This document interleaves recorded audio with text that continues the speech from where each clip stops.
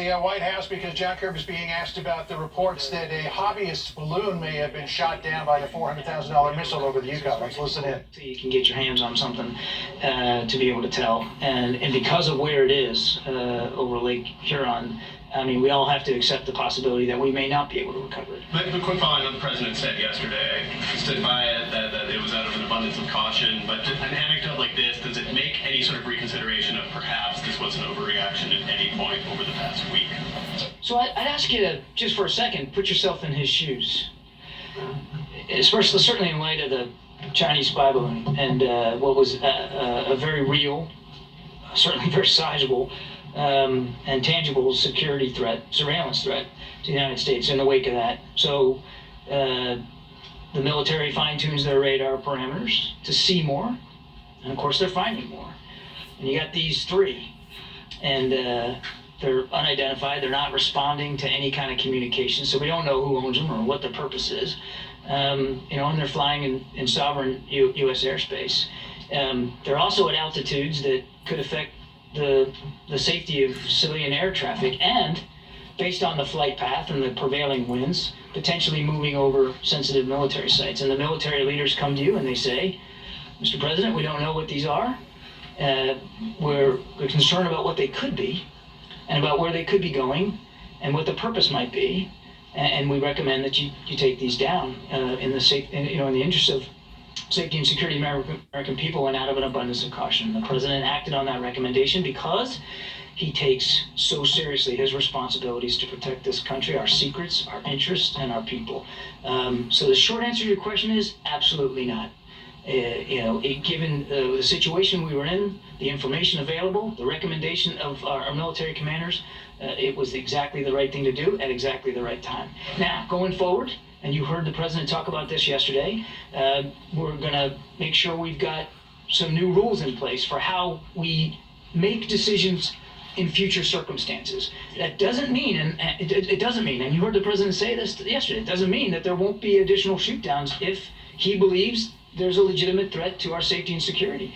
But it does mean that we're going to put a new set of parameters on the decision-making process going forward. But just last follow-up on that, everything you just said, can that coexist? Please, let me rephrase it. Is there any feeling of frustration of perhaps this was a $12 hobby balloon from a group of kids in Illinois after the fact? Again, given the information that we had at the time, and the legitimate concerns about potential surveillance in the wake of the Chinese spy balloon, you make decisions based on the best information that you have, and ultimately you have to come down to some core principles when you're making decisions as commander-in-chief. And of course, the most core principle of all is safety and security of the American people and our interests. So again, I say to you, the short answer to that is no.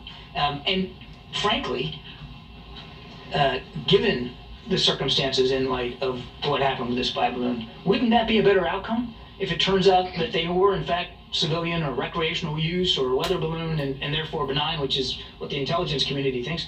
Isn't that a better outcome than to have to think about the possibility of greater threats to our national security?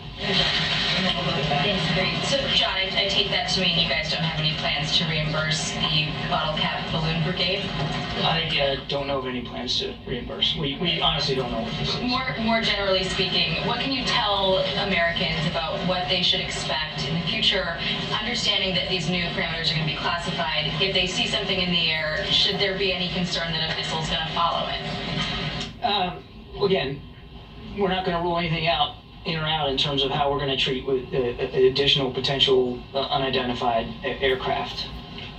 I thought the president did a terrific job yesterday of putting this into some context and making it clear to the American people that their safety will always come first, that these are likely, and we're going to find out that they were likely of a benign purpose and not a threat at all. So there shouldn't be any overarching concern by the American people that the skies are somehow full of attack balloons or that they're at greater risk. If anything, you look back at how we dealt with this, again with information that we had that wasn't complete, but yet legitimate concerns about a threat, and dealing with that threat safely and efficiently. Nobody hurt. as these balloons were taken down. And I think that should give the American people a measure of comfort and confidence. But the president wants to make sure that as we go forward, we do so smartly and we do so effectively. And that's why he wants a set of new rules determined so that we can now deal with these in a perhaps a different way, go in the future.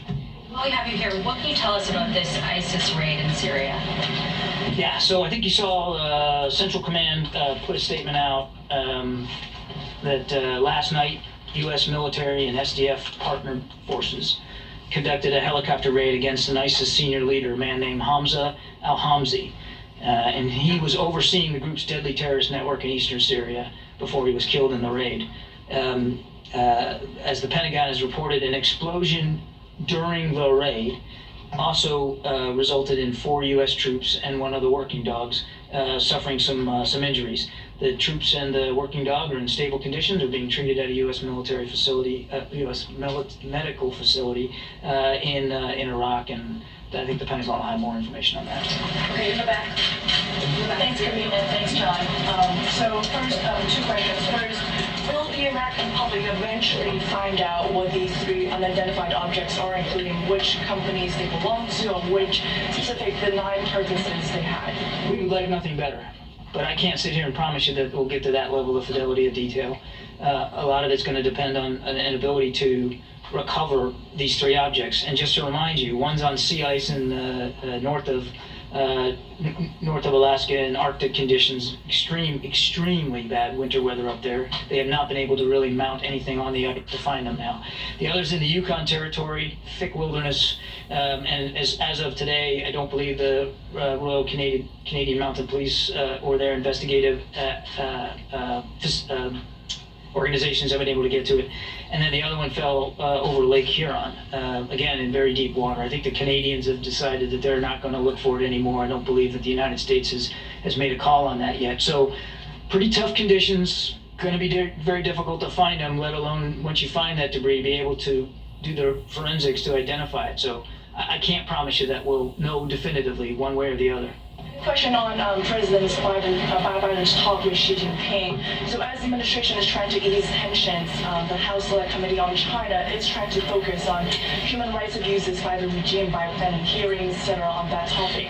Will President Biden bring up human rights issues with Xi Jinping? The president never fails to bring up human rights concern. And when he met with President Xi in Bali, he brought it up then. And it's not just with President Xi. The president believes that you have to lead with your values, particularly in foreign policy. He's never shy about bringing that up.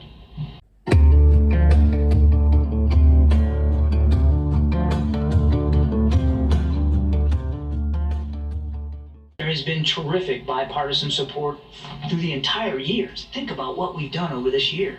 All of it has been done in the full consultation and coordination with Congress. There's no such thing as a blank check. We're all doing it together. And the support from Congress has really been extraordinary, and the president looks forward to that support continuing. Thank you very much. Is the president prepared to send U.S. fighter jets to Ukraine? What's the current... We talked about this. I think the president actually got asked this question, and he spoke to it. I don't have anything to add from what the president said. I'll just tell you that we remain in constant communication with the Ukrainians about what their needs are, and those needs have evolved as the war has evolved, and we'll see where this goes. If Poland has MiG-29s at Ramsey Air Base, is the U.S. prepared to facilitate the delivery of those MiG-29s? I don't know of any request by the Poles to transmit their their MiG-29s to Ukraine. We have never dictated to another partner what they can or can't give, or on what timeline. And if one of our allies and partners wants to provide fighter aircraft to President Zelensky, that's certainly a sovereign decision that they have every right to make, and we would welcome that. My last follow-up on this, there's $100 million in the appropriations bill in July to train Ukrainian pilots on U.S. aircraft.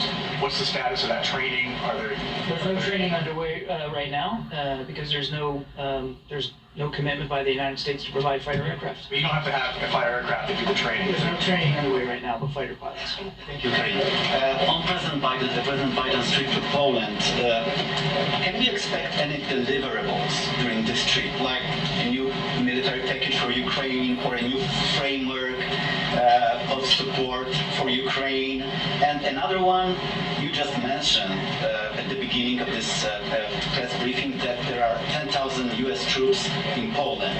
Why there's no meeting with the troops on President Biden's schedule? The president routinely visits with the men and women of the military and their families. So does the First Lady.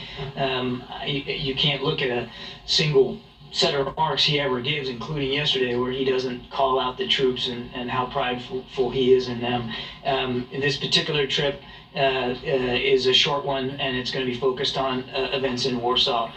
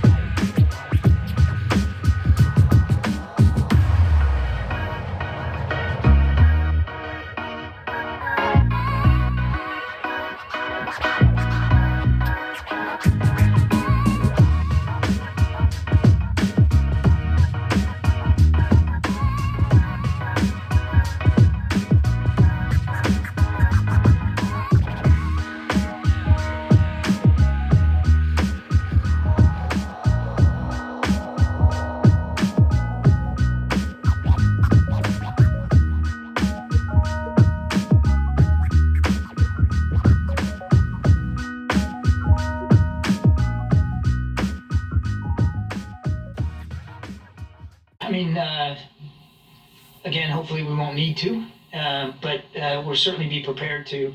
We are still executing, in the early phases of executing on the appropriated funds we got at the end of the last Congress, which was some $42 billion. Much of that was devoted to security assistance, and as you can see, we've already started sending packages. And we believe that this funding will get us through much of this year, and I just don't have a date certain where I would tell you we have to go back. But obviously, if we feel like we need to, back to the president's comments about as long as it takes, we'll do that. We'll do that at the appropriate time, well in advance of the expiration of any existing funds. Priscilla.